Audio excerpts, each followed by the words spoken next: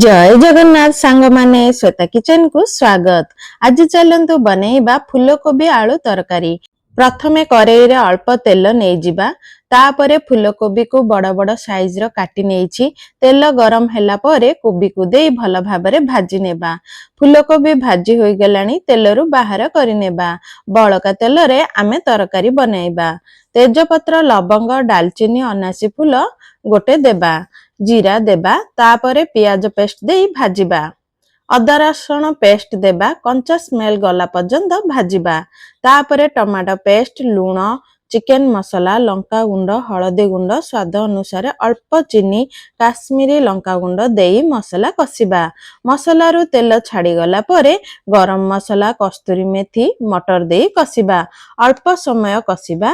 तापरे सिझा आलू फूलकोबी देई मसला सह कसिबा। गरम पानी देबा, आपनका पसंद अनुसार पानी देबे। कभर करी 5 मिनिट कुक करिबा। तापरे धनिया पत्र देबा। फूलकोबी आलू तरकारी रेडी होई गला।